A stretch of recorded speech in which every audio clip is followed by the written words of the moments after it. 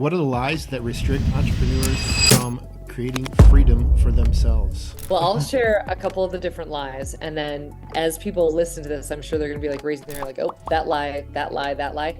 If you are living in all of these lies, that's very normal. That's what I found from going back through all my records and reports of all the systems and processes and sessions I've run over the last 15 years. So don't beat yourself up if you're living in these lies. Just remember there are truths that counteract the lies that help you live a more magnificent life. So if you want, you can always ask me that question after and I'll give some of that info too. So 4 lies. First lie is almost always that productivity is essential for success. Problem with that, most people think, well, I have to be super productive in order to be successful. Most times productivity becomes workaholism. Become a workaholic because you think that everything has to be productive, right? I can't just sit and read a book. I have to sit and read a business book that I can then apply and implement in my business, right? I can't just sit and learn something new. I have to sit and learn something specific to my business, right? And I have to be in an educational course to constantly be learning, right? When we place ourselves in that lie, we end up filling all of our time with activities that isolate us from our team, actually, which is really interesting. That lie basically violates the fundamental truth of success. And the fundamental truth of success is not a goal or an objective that you're going after. It's actually an emotional feeling. And if you are willing to look at success and redefine it and think, okay, success is an emotional feeling that I can feel any moment that I want, as long as I create an optimized daily experience that I can then sustain. So you're really looking to use this new definition of success so that you don't violate that product, or so that you can violate the productivity lie and be done with it. So what I encourage all entrepreneurs to do is I'm like, well, look at your day, figure out what would my ideal day and my ideal week look like. How would I create a daily optimized experience that I then sustain over time? Because that is what gives you freedom. So that's that first lie. Flip, do you want me to go into a couple? That was just one? Just one lie, the lie of productivity. Check. So then the second lie is all about, we feel like we have to carry the weight or the burden of everything on our own shoulders, right? Instead of being willing to be like, okay, I can delegate this to the team, or I can hand this off to somebody else. Almost always we're feeling like we have to hold the weight of the business on our own shoulders. But if you do that, if you hold the weight of the business on your own shoulders, then your brain believes it can never stop running. So you're always looking for patterns, always looking for solutions, always putting out fires, and the brain gets into a pattern of constantly putting out fires and feeling valuable when it puts out those fires.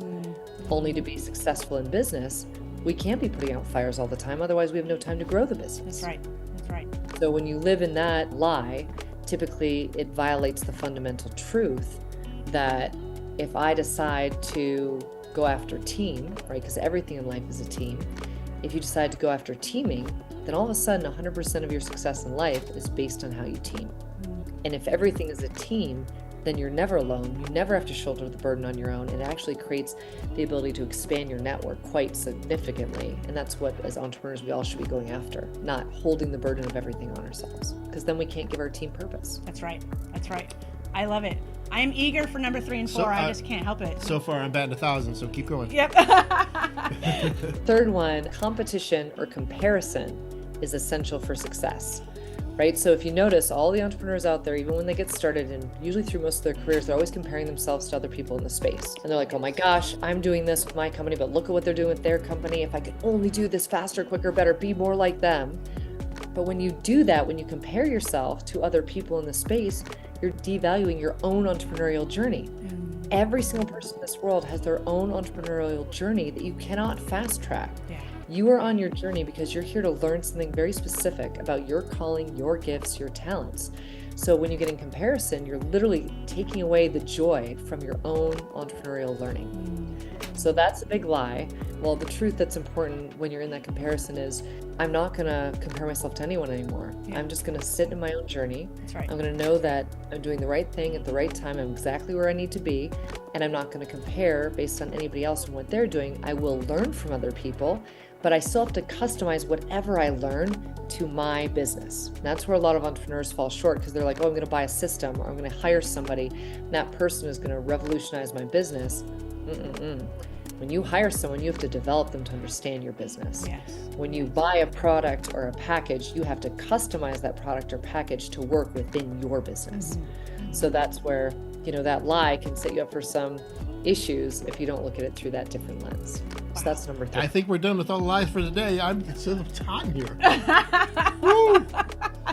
I know, right? Come on, there's It's one sorta- more. it's sorta- One more. Okay. 4 for 4. Let's go. Let's do it. So then the other lie that I think, and I don't know if this one hits you guys as hard, but the one that really hit me was using suffering or grinding as your fuel.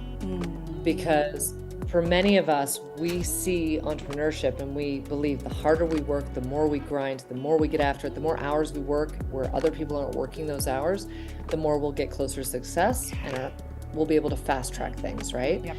Now, when we believe that we have to grind to get to success, it basically removes us from this concept that, we can feel fulfilled as we go after success. We can have these emotionally connecting moments that are more important actually than the grind at getting us where we want to be. Because remember how I told you guys at the beginning, the emotion is what really drives us and moves us forward. That's right. But if we don't have connection to that emotional state and that emotional feeling, and all we're doing is going after the suffering as the fuel, we're actually not going to get where we need to go. And here's a little bit of a caveat that I think is really cool. When you look at your life, if you have any area of your life where you're suffering, it actually means that the team you are on in that area needs the most support. And if you're suffering, it means that there is a lie in your subconscious that does not serve you anymore that you have to identify. Wow. Because when you're in suffering, it indicates there's a lie that's running you. If you're in truth, usually it feels like it's easy, you're in flow, everything feels lighter. So suffering actually gives you an indicator of where you need to shift, change, pivot, or grow to become the best version of yourself. Oh, that's powerful. And I would say we do relate to number 4 as well. That's Whatever. That's actually why we met Annie, Yeah. because we were grinding, and we hit that wall. And when you hit that wall and you hit bottom, you're just like, I cannot do this. I can't run my life like this anymore. There's got to be a better way. And you start to ask those questions, and the right person ultimately shows up in your life, right? That is going to help you. And it was you for us. So, wow, I love that.